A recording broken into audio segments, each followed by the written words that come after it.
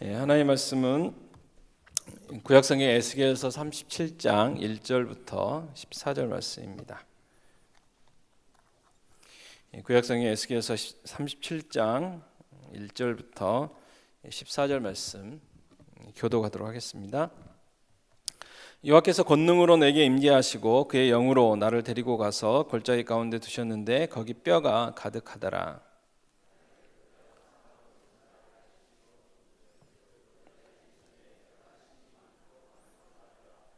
그가 내게 이르시되 인자야 이 뼈들이 능히 살 수 있겠느냐 하시기로 내가 대답하되 주 여호와여 주께서 아시나이다.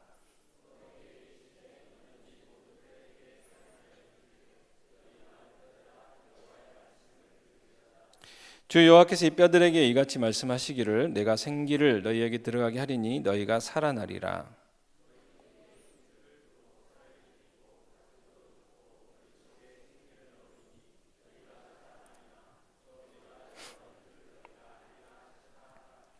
이에 내가 명령을 따라 대언하니 대언할 때 소리가 나고 움직이며 이 뼈 저 뼈가 들어맞아 뼈들이 서로 연결되더라.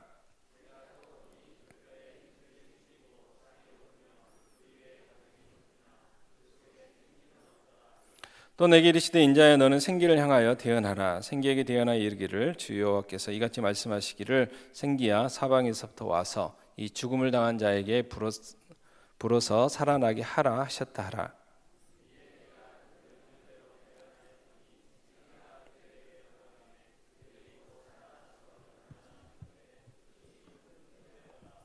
또 내게 이르시되 인자야 이 뼈들은 이스라엘 온 족속이라. 그들이 이르기를 우리의 뼈들이 말랐고 우리의 소망이 없어졌으니 우리는 다 멸절되었다 하느니라.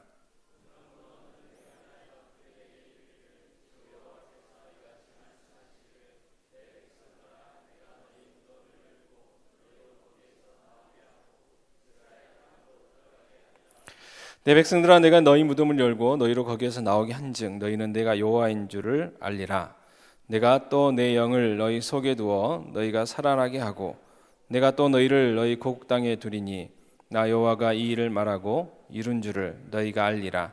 여호와의 말씀이니라. 아멘. 한 번 더 기도하시겠습니다. 하나님 감사합니다. 거룩한 주일 앞에 나와 예배하게 하시고 또 말씀 통해서 은혜 받게 하시며 또 저녁에도 모여서 하나님 앞에 예배하며 영광 돌려드릴 수 있게 해주셔서 감사합니다. 또 오늘 귀한 중등부 아이들 하나님 앞에 찬양했습니다. 그들의 삶이 찬양의 삶이 되게 하시고 하나님 그들의 삶 가운데 복 주시며 교사들에게 함께해 주셨기 원합니다. 또 이 시간 하나님의 말씀을 전하고 듣고자 합니다. 성령 하나님 함께 하셔서 하나님의 말씀이 바르게 전해질 수 있도록 도와주시고 또 성령 함께 하셔서 듣는 길을 허락하시고 무엇보다 듣고 깨달으며 무엇보다 말씀대로 살아갈 수 있는 힘과 능력을 허락하여 주시옵소서. 우리 예배 가운데 임재하여 주시고 영광 받아 주시옵소서. 이 모든 말씀 우리 주 예수 그리스도의 이름으로 기도합나이다. 아멘. 오늘 본 말씀은 하나님께서 에스겔에게 마른 뼈들이 큰 군대가 되는 그런 장면을 보게 하신 내용이죠.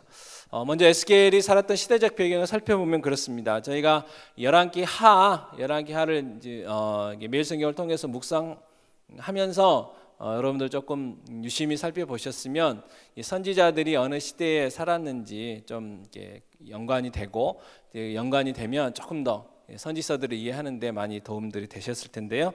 에스겔 시대는 유다 왕국의 이 몰락기입니다. 몰락기. 그래서 722년에 북쪽 이스라엘이 망하죠. 그리고 586년에 최종적으로 남쪽 유다도 바벨론에 의해서 망하게 되는데 최종적으로 망하기 전에 세 차례를 통해서 바벨론 포로로 3번 잡혀가죠. 3번 잡혀가고 또 나중에 70년 뒤에 3번 또 3차례에 걸쳐서 이제 귀환하게 되는데 최종적으로 망하기 전에 이 바벨론이 침략했을 때 수많은 귀족들과 젊은이들을 데려갔는데 이 10,000명 이상이 포로로 잡혀갈 때에 에스겔도 이제 포로로 잡혀가게 되고 그리고 그 에스겔뿐만 아니라 유명한 이 다니엘도 함께 잡혀가게 됩니다. 그래서 이 다니엘과 에스겔이 같은 시대에 활동했던 선지자였던 것들을 보게 되죠.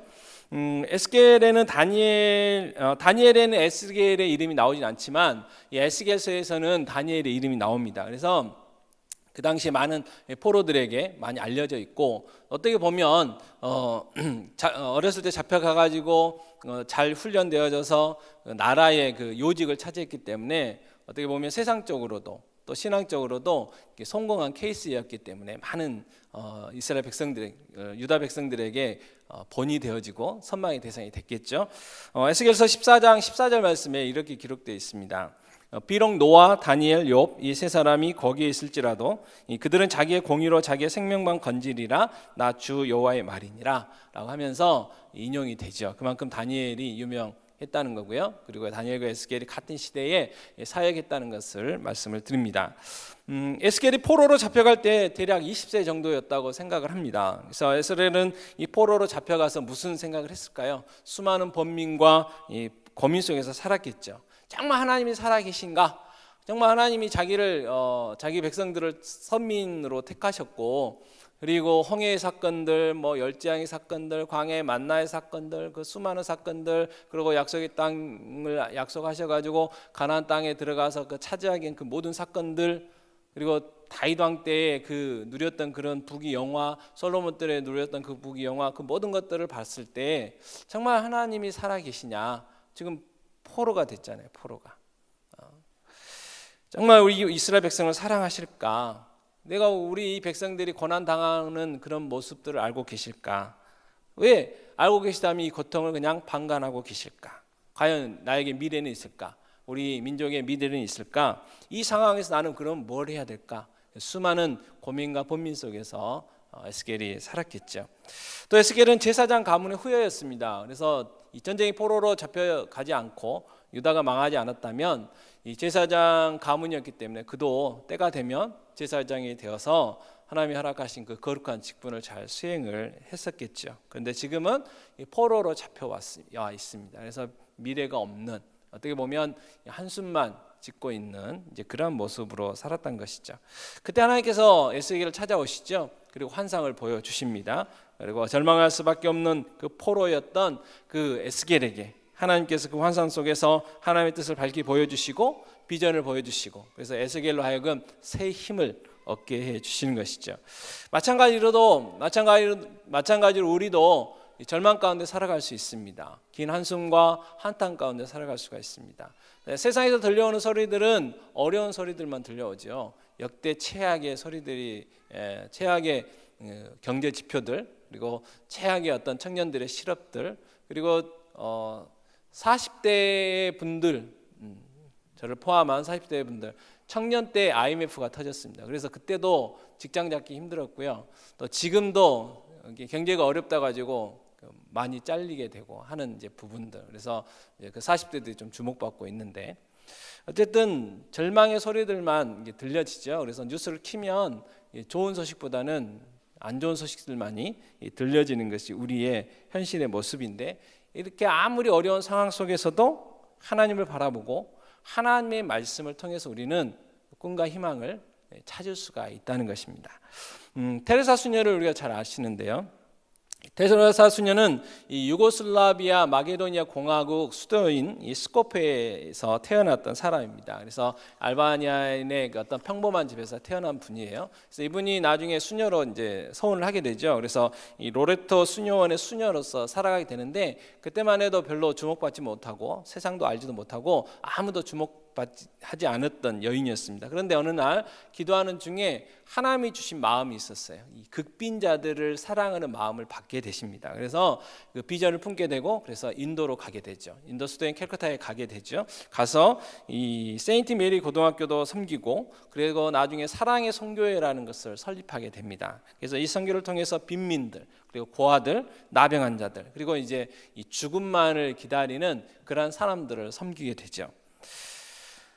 이 일에 그녀의 모든 것들을 다 바치게 됩니다. 그리고 나서 그의 사역들을 통해서 별명이 붙여지게 되고 주목받게 되는데, 이 마더 테레사라는 유명한 명칭을 얻게 되고 전 세계 사람들이, 모든 사람들이 알게 되는 이제 그러한 삶을 살게 되는 것이죠. 그래서 1979년에는 이 노벨 평화상까지 받게 됩니다. 그래서 아무도 몰랐던, 아무도 주목하지 않던 한 수녀, 어린 수녀가 위대한, 모든 사람들이 주목하게 된, 알게 된 수녀가 됩니다.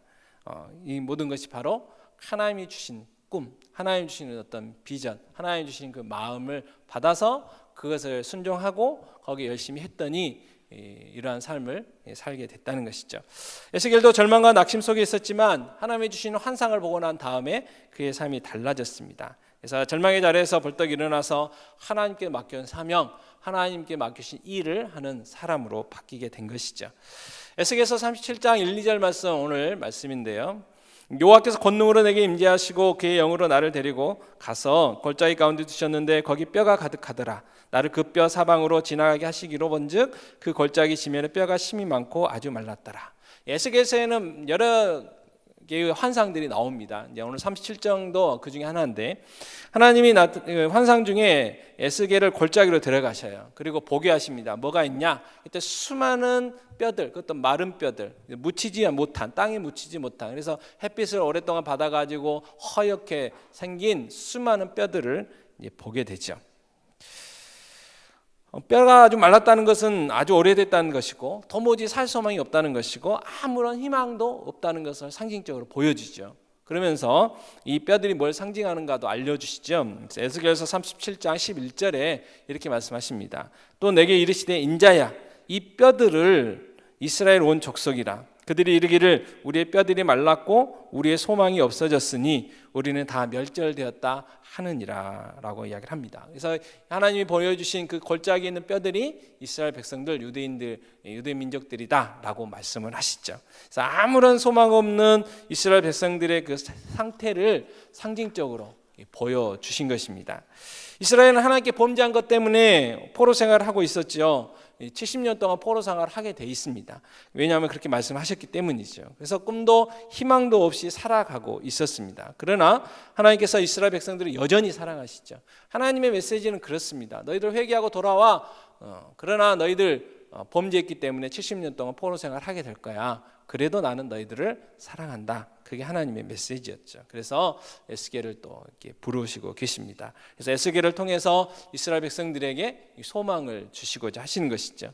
에스겔을 통해서 이스라엘 백성들이 포로 생활에서 벗어나서 다시 회복될 것이라는 것을 전하시기 위해서 에스겔을 부르십니다. 그래서 에스겔은 바로 이 하나님의 메시지를 그 소망도 없고 절망 가운데 고통 가운데 고난 가운데 아무런 희망 없이 살아가는 그 이스라엘 백성들에게 전하게 되죠. 그래서 절망과 낙심의 자리에서 에스겔은 자기의 사명을 발견하고 깨닫게 된 것입니다. 자, 오늘날도 마찬가지라는 거죠. 오늘날도 이 마른 뼈와 같은 사람들이 있다는 것입니다. 아무런 소망 없이 살아가는 사람들이 있다는 거예요. 오직 걱정과 절망 속에 살아가는 사람들이 있다는 거예요. 주님이 말씀하신 것처럼 먹는 거, 입는 거, 마시는 거 그 안에서 헤매는 사람들, 뭘 먹을까, 무엇을 입을까, 무엇을 마실까 그 고민만 하던 사람들, 먹을 것 없다고 한탄하고 입을 것 없다고 한탄하고 마실 것 없다고 한탄하고 또 어떤 사람은 얼마짜리를 입고 얼마짜리를 먹어보고 얼마짜리를 입어볼까. 그래서 워낙 돈이 많아가지고 하다 안 되니까 팥빙수를 먹긴 먹어야 되겠는데 어떻게 먹을까, 금가루를 뿌려볼까 해가지고 금가루를 뿌려서 먹는 사람들, 금가루 뿌려본들 먹어보진 않았지만 팥빙수는 팥이 맛이 있어야 되지 않을까요? 어쨌든 수많은 사람들이 먹는 거, 입는 거, 마시는 거 이 테두리 안에서 고민하면서 살아가고 있다는 것이죠. 마치 마른 뼈들처럼 아무런 소망 없이 살아가는 사람들이 있습니다. 우리 주위에 많이 있죠. 예수가 없는 인생은 다 마른 뼈에 불과하다는 것을 우리는 기억을 해야 됩니다. 그래서 에베소서 2장 1절에 뭐라고 말씀하셨습니까? 그는 허물과 죄로 죽었던 너희를 살리셨도다. 예수 없는 인생은 다 죽어 있습니다. 허물과 죄로 다 죽어 있는 인생이에요. 살아있는 것 같지만 성경은 죽어 있다라고 말씀을 하십니다. 그래서 예수 없는 인생은 다 겉모습이 화려해 보이든지 아니면 좀 불쌍해 보이든지 간에 어찌됐든 예수 없는 인생은 다 마른 뼈와 같은 소망 없는 인생이라는 것이죠. 예수님은 또 말세에 이 로세처를 기억하라고 말씀하셨는데요. 누가복음 17장 32절에 이 로세처를 기억하라 그렇게 말씀하셨어요. 자, 로세처가 누굽니까? 하나님을 믿기는 믿었어요. 근데 그의 심령 속에는 세상의 것들이 가득 차 있었죠. 그래서 하나님께서 심판하실 때에 도망가라 그랬을 때 어떻게 했습니까? 뒤돌아봤죠. 뒤돌아보다가 소금 기둥이 된 사람이 누구냐? 로세차예요. 자, 우리 교회 안에 성도들이 있습니다. 교회 다니는 사람들이 있어요. 오늘 주일 낮 예배도 오셨을 거고, 또 이렇게 주일 저녁 예배도 오셨을 거고, 또 수요 예배 여러 가지 많은 모임들에 참여하는 많은 분들이 계시죠. 그런데 그 마음 가운데 세상의 것들로 가득 차 있는 분들이 있을 수 있다는 것이죠. 하나님의 말씀으로 가득 차 있어야 되고, 예수로 소망 삼아야 되고, 예수로 주인 삼아야 되는데, 그게 아니라 세상의 것들, 하나님이 하지 말라는 거, 이 세상 사랑하지 말라 그랬는데 보이는 것 사랑하고, 그래서 세상의 어떤 부귀영화, 권력, 그런 모든 것들이 없어가지고 그거 추구하기 위해서, 그래서 그거 가지면 하나님이 은혜 받았다고, 하나님이 날 사랑하신다고, 그리고 그거 없으면 하나님 날 사랑하지 않는다고, 그렇게 생각하는 사람들이 있는데, 그들도 마른 뼈와 같은 인생들이라는 것이죠. 이 마른 뼈와 같은 사람들을 살리는 일, 그게 바로 우리에게 주어진 사명입니다. 에스겔에게 하나님께서 주신 사명, 정말 소망 없이 마른 뼈와 같이 살아가는 그 이스라엘 백성들에게, 아니야, 소망이 있어, 하나님이 계시잖아, 하나님이 약속하셨잖아, 70년 뒤에 회복하실 거야, 하나님이 우리를 사랑하신데 하나님 말씀대로 살자라고, 그 소망 없이 살아가는 그들에게 하나님 말씀을 대언하고, 그래서 그들을 살리는 일을 하는 것이 에스겔의 사명인 것처럼, 우리에게도 하나님께서 우리 주위에 마른 뼈와 같은 인생들에게, 그리고 그 인생들을 살리는 일을 우리에게 맡겨 주셨다는 것이죠. 우리의 사명이 무엇입니까? 이웃을 그리스도께 아닙니까? 이웃을 그리스도께. 마태복음 9장 36절에 이렇게 말씀하셨습니다. 같이 읽겠습니다. 무리를 보시고 불쌍히 여기시니 이는 그들이 목자 없는 양과 같이 고생하며 기진함이라. 주님이 이스라엘 백성들을 보셨을 때 불쌍히 여기셨어요. 왜냐하면 목자 없는 양과 같이 보셨다는 거예요. 자, 목자 없는 양은 그 미래가 죽음뿐입니다. 양은 절대적으로 목자가 필요해요. 먹을 거, 입을 거 보호받으려면 목자가 있어야 돼요. 그래서 목자 없는 양, 목자를 떠난 양, 그 양은 맹수들의 밥이고, 맹수한테 죽지 않을지라도 갈 길을 못 찾기 때문에 낭떠지로 떨어지든지, 그리고 먹는 이 물이 더러운지 깨끗한지도 몰라요. 그래서 흙탕물도 더러운 물도 그냥 막 먹어버려요. 그리고 이게 먹어도 되는 풀인지 독초인지도 구별할 줄 몰라요. 그냥 먹는 거예요. 그래서 목자 없는 양은 그 미래는 죽음뿐인 것이죠. 그래서 주님이 그 이스라엘 백성들을 보면서 목자 없는 양처럼 불쌍히 여기셨다는 거예요. 자, 이 마음, 예수 없는 인생들을 바라보면서 목자 없는 양을 바라보는 그 주님의 심정, 그 마음을 우리에게 가지라고 말씀을 하고 계신다는 것이죠. 예수 없는 인생들은 이 마른 뼈들과 같고 목자 없는 양들과 같다는 그러한 하나님의 마음을 가지고 하나님의 눈으로 세상 사람들을 바라보라고 말씀을 하고 계십니다. 그리고 그들을 살리는 일을 하라고 우리에게 사명을 주셨다는 것이죠. 그래서 우리를 하나님 자녀로 삼아 주셨고 예수 믿게 해 주셨다는 것이죠. 자, 그렇다면 어떻게 마른 뼈와 같은 사람들을 살릴 수 있습니까? 오늘 마른 뼈들이 어떻게 살아가서 극히 큰 군대가 되었는가 좀 살펴봐야 되는데, 첫 번째로 하나님 말씀이 선포됐죠. 에스겔서 37장 4절에 이렇게 이야기를 합니다. 또 내게 이르시되 너는 이 모든 뼈에게 대언하여 이르기를 너희 마른 뼈들아 여호와의 말씀을 들을지어다. 여호와의 말씀을 들어라. 에스겔에게 대언하라고, 하나님을 대신해서 대언하라고 이야기를 합니다. 그리고 7절에도 이렇게 이야기를 합니다. 이에 내가 명령을 따라 대언하니 대언할 때 소리가 나고 움직이며 이 뼈 저 뼈가 들어맞아 뼈들이 서로 연결되더라. 그래서 하나님이 말씀하신 대로 에스겔이 하나님의 말씀을 대언했더니 그 마른 뼈들, 죽어있는 뼈들이 움직였다는 거예요. 그래서 이 뼈 저 뼈가 맞춰지면서 사람의 형체가 됐다는 거죠. 살도 생기고 가죽도 생기고 근육도 생기고 사람의 형체가 되었다고 성경은 이야기를 합니다. 하나님의 말씀이 이처럼 선포되는 것에는 생명의 역사가 나타난다는 것입니다. 하나님의 말씀이 선포될 때에 이 마른 뼈들, 죽은 뼈들이 살아났다는 거예요. 그래서 창세기 1장 3절에 뭐라고 이야기를 하십니까? 하나님이 이르시되 빛이 있으라 하시니 빛이 있었고, 하나님이 말씀하시는 곳에 생명의 역사, 창조의 역사가 나타났다는 것입니다. 하나님께서 말씀하실 때 이 세상의 모든 생명체들이 생겨났다는 거예요. 비록 죽었다 할지라도 하나님의 말씀이 임하면 죽은 것들이 살아나는 놀라운 역사들이 일어납니다. 시편 19편 7절 같이 읽겠습니다. 여호와의 율법은 완전하여 영혼을 소성시키며 여호와의 증거는 확실하여 우둔한 자를 지혜롭게 하며. 여호와의 율법은 완전하여 영혼을 소성시키신다. 죽은 영혼을 살리시고 낙심한 영혼을 살리시고 낙담한 영혼들에게 새 힘을 주신다. 뭐가요? 하나님의 말씀이. 그래서 하나님의 말씀이 선포되는 곳에 생명의 역사가 나타난다는 것입니다. 그래서 하나님의 말씀이 선포됐을 때 마른 뼈들이 살아났고 하나님의 말씀이 선포될 때에 죽은 영혼들이 살아나게 되는 것이죠.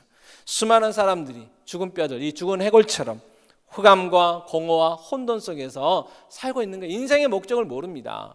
그래서 인생은 어디서 와서 어디로 가는지 모르겠다. 그게 예수 없는 인생, 예수 모르는 사람들의 고백이죠. 고백.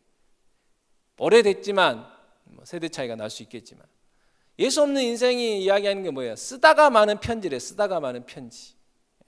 노래 가사가 그런 게 있었습니다. 유행가. 인생은 쓰다가 마는 편지랍니다. 예수 없는 인생은 그럴 수 있다는 거예요. 그러나 하나의 말씀이 선포되면 삶의 의미를, 무엇을 위해서 살아야 되는지, 내가 왜 이 땅에 보내졌는지, 내가 왜 사는지, 그런 것들을 발견하게 된다는 것이죠. 리 스트로벨이라는 목사님이 계십니다. 이분이 쓴 책 중에 여러 가지 책이 있지만 좀 대표적인 책이 예수는 역사다라는 책이 있어요. 그래서 작년에 영화로도 만들어져 가지고 특별히 우리나라에서는 CBS에서 이제 보급을 했습니다. 그래서 저희도 가서 본 기억이 있는데요. 이 리 스트로벨 목사님은요, 교회에 대해서 적대감을 가진 무신론자였어요. 그분이 뭐라고 이야기를 했냐면, 어쨌든 나는 오랫동안 기독교를 믿지 않았다. 내가 보기에는 단지 사람들의 소망과 이 고대의 신화 그리고 원시적인 미신 때문에 하나님이란 존재를 인위적으로 만들었다. 나는 그렇게 여길 만큼 많은 증거를 가지고 있었다. 그리고 그걸 믿고 있었다. 단지 믿지 않는다고 사람들을 지옥에 던져버리는 하나님이 무슨 사랑의 하나님이냐.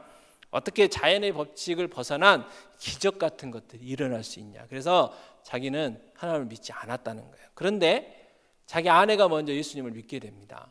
그리고 우리가 잘 아는 윌로우 크릭 교회에 출석하게 돼요. 그리고 나중에 어떻게 해가지고 이분도 출석하게 돼요. 그러면서 이왕 예수 믿는 거 성경이나 똑바로 한번 연구해보자. 그래서 성경을 2년 동안 열심히 연구하게 돼요. 그러면서 1981년에 비로소 예수님을 자신의 구주로 영접하게 됩니다. 그리고 신학을 공부하게 되지요.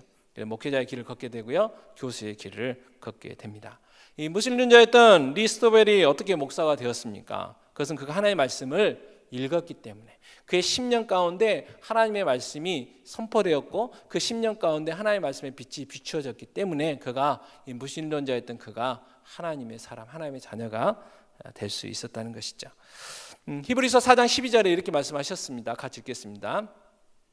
하나님의 말씀은 살아있고 활력이 있어 좌우의 날선 어떤 검보다도 예리하여 혼과 영과 및 관절과 골수를 찔러 쪼개기까지 하며 또 마음의 생각과 뜻을 판단하나니. 아멘. 하나님의 말씀은 살아있다는 거예요. 살아 움직인다는 거예요.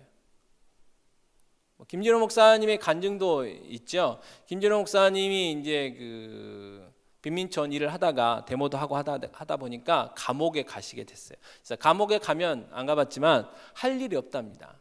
할 일이 없고 그리고 뭐 할 일 없어서 뭐 이것저것 하다가 목사임에도 불구하고 성경을 잘 많이 집중적으로 읽어보실 시간이 없으셨단가 봐요. 그래서 성경을 좀 내가 잘 읽어봐야 되겠다라고 하고 생각하시고 성경을 열심히 읽었는데 어느 날 갑자기 이 성경이 살아 움직이더래요. 그 문자인 글자가 갑자기 막 살아 움직이더랍니다. 그러면서 하나님의 말씀은 죽어 있는 말씀이 아니구나. 하나님의 말씀이 선포되면 사람을 살리는구나. 그래서 전에는 이 빈민들이었기 때문에 먼저 그들을 구제하고 먼저 그들에게 뭔가 이렇게 도움을 주고 복음을 전하셨대요. 그래서 심지어 어떤 열심히 교회 신앙생활하는 그 여집사님이 계셨는데 남편이 집에 병으로 누워 있었어요. 그래서 저 남편을 고쳐주면 경제적으로 조금 벗어날 수 있겠다, 빈곤에서. 그래서 막 용하다는 데를 다 데리고 다니셨대요. 막 업고 다니시고 막 하다가 고쳤어요. 건강해지셨어요. 근데 어느 날 그 여집사님이 쫓아왔다는 거예요. 왜요? 그 남편이 누워있을 때는 구박도 않고 남편이 누웠을 때 괜찮은데 이제 건강하니까 자기를 때리고 바람피고 막 그런다는 거예요. 그러면서도 깨달으셨던 부분들이 있었죠. 사람이 변해야지 환경이 변하는 건 중요한 게 아니구나. 그래서 특별히 감옥에서 하나님의 말씀이 살아 움직이는 거, 정말 살아있는 말씀이구나라는 것을 경험하신 다음에 복음으로 말씀으로. 그래서 사람이 변해야지 환경이 변하는 게 중요한 게 아니구나. 그래서 사역이 바뀌셨다는 그런 간증들을 읽어보게 되는데요. 하나님의 말씀은 살아있죠.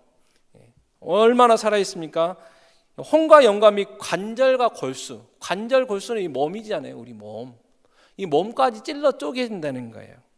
마음과 생각뿐만 아니고 정말 하나님의 말씀이 우리 심령 가운데 비춰지고 우리 심령 가운데 꽂히면 우리 육체적인 부분까지도 수술해내는 놀라운 역사를 일어나는 것이 바로 하나님의 말씀이 성경이라고 말씀하고 있다는 것이죠. 그래서 하나님의 말씀은 살아있어서 허물과지로 죽은 영혼들, 인생들을 살리신다는 것이죠.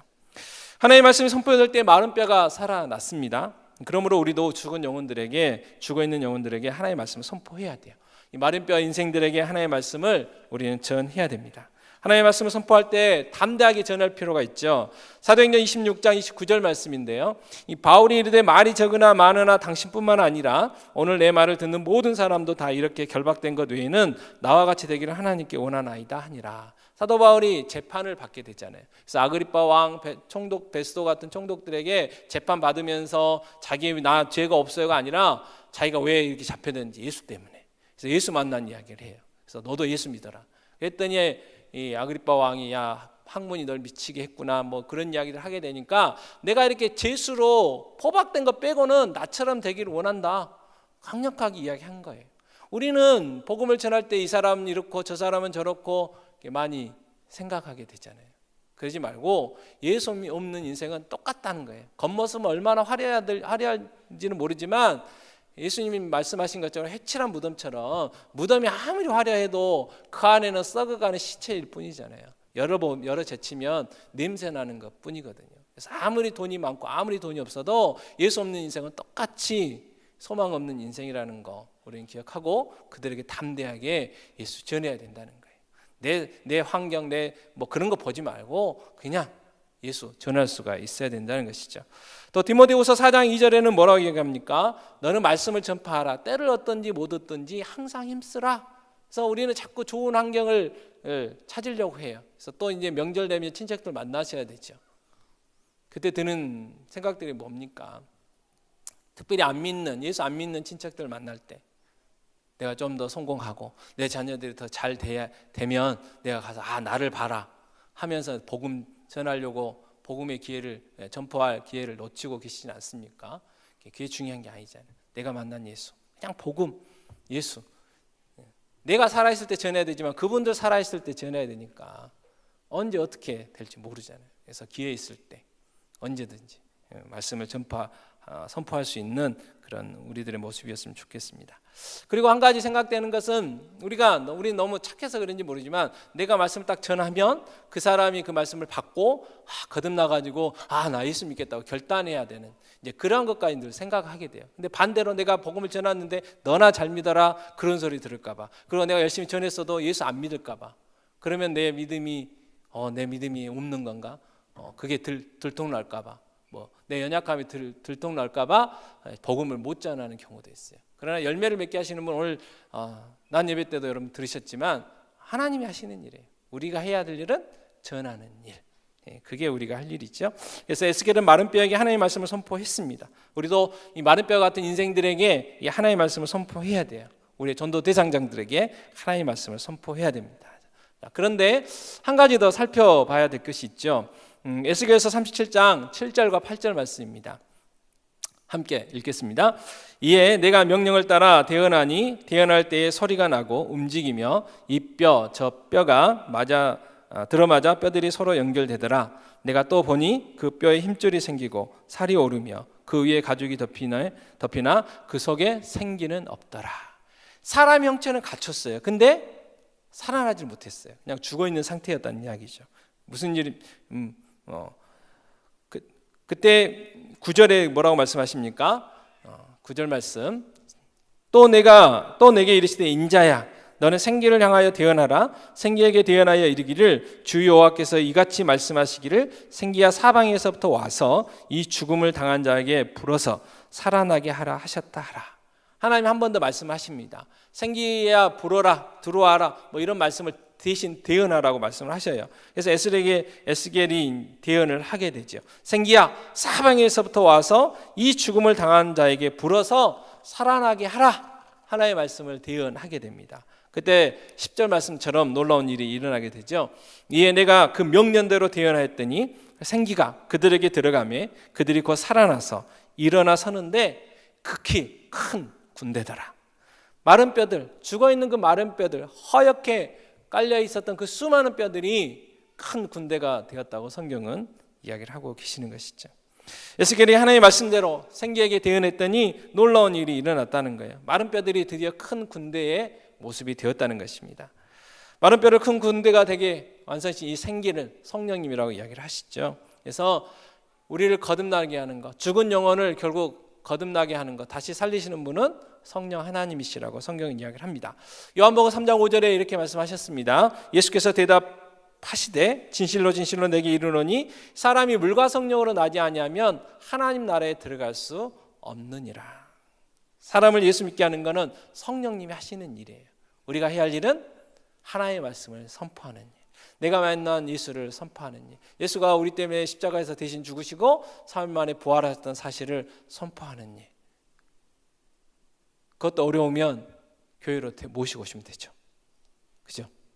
말씀이 있는 곳에 모시고 오시면 돼요. 주일 낮 예배, 특별히 세일의 기간 동안 날마다 있잖아요. 날마다. 야 22일 동안 핑계댈 거 없을 것 같아요. 언제 갈래? 언제 시간 되냐? 21일인데 그 중에 하루 정도는 시간 나지 않겠습니까? 또 28일 가면 더 그날은 또 더 특별한 날이라고 이야기하시고, 그래서 내가 말씀을 선포하는 것 또는 말씀 듣는 자리로 인도하는 일, 그게 우리의 할 일이고, 그 말씀을 듣고 내가 전하는 말씀이든지 또 목사님의 설교를 통해서 그 말씀을 듣고 변화되는 일들은 성령님이 하시는 일이라는 것입니다. 사도 바울도 이걸 너무 잘 아셨죠. 그래서 고린도전서 2장 4절에 이렇게 이야기를 합니다. 고린도전서 2장 4절 말씀에 제가 봉독하겠습니다. 내 말과 내 전도함이 설득력 있는 지혜의 말로 하지 아니하고 다만 성령의 나타나심과 능력으로 하여라고 말씀을 하셔요. 자, 사도 바울 하면 많은 학문을 배웠기 때문에 논리적이고, 그래서 말도 논리적으로 얼마든지 할 수 있다는 거예요. 그리고 수사법들을 배웠기 때문에 다른 사람과 말로 논쟁해서 지지 않을 수 있다는 거예요. 그리고 자기의 지혜로 자기의 경험으로 어떻게 보면 굴복시킬 수도 있다는 거예요. 그러나 사도 바울은 그렇게 하시지 않았다는 거예요. 왜요? 사람을 거듭나게 하는 것은 성령님이 하시는 일이지 인간의 말, 인간의 경험, 인간의 지혜로 되는 것이 아니라는 것을 사도 바울은 너무너무 잘 알고 있었기 때문에 그래요. 그래서 다른 사도들, 다른 어떤 전도자들과 비교해서 사도 바울의 이 전도하는 모습을 보고 야, 뭐 저러냐 하는 소리까지도 들었던 사도 바울. 그러나 성령의 놀라운 역사함들이 나타났던 그 사도 바울. 사도 바울은 늘 성령의 역사를 의지하셨다는 것이죠. 왜요? 성령께서 해주시지 않으면 안 된다는 것을 그분은 너무나 잘 알고 있었기 때문에 그렇습니다. 그래서 사도 바울은 과감하게 많은 성도들에게 기도를 부탁을 합니다. 에베소서 6장 18절 19절에서도 이렇게 부탁을 하시는데요. 이 모든 기도와 간구를 하되 항상 성령 안에서 기도하고 이를 위하여 깨어 구하기를 항상 힘쓰며 여러 성도를 위하여 구하라. 그리고 또 나를 위하여 구할 것은 내게 말씀을 주사 나로 입을 열어 복음의 비밀을 담대히 알게 하옵소서 할 것이니, 너희들 늘 기도하지만 나를 위해서도 기도해 줘야 돼. 내가 복음 전하고 있잖아. 내가 복음 잘 전할 수 있도록, 그리고 내가 복음 전할 때 성령님이 역사할 수 있게 해달라고 기도를 좀 부탁하시는 거죠. 골로새서 4장 3절에서도 말씀하시는데 또한 우리를 위하여 기도하되 하나님이 전도할 문을 우리에게 열어주사 그리스도의 비밀을 말하게 하시기를 구하라. 내가 이 일 때문에 매임을 당하였노라. 데살로니가 후서 3장 1절과 2절에서도 이야기를 합니다. 끝으로 형제들아 너희는 우리를 위하여 기도하기를 주의 말씀이 너희 가운데서와 같이 퍼져나가 영광스럽게 되고 또한 우리를 부당하고 악한 사람들에게서 건지시옵소서 하라. 믿음은 모든 사람의 것이 아니니라. 성령의 역사하심, 그리고 그 성령의 역사하심이 있기 위해서는 간절한 기도가 필요하다는 것을 사도 바울은 너무너무 잘 알고 있었기 때문에 늘 자기의 사역을 위해서 기도를 부탁하셨다는 것이죠.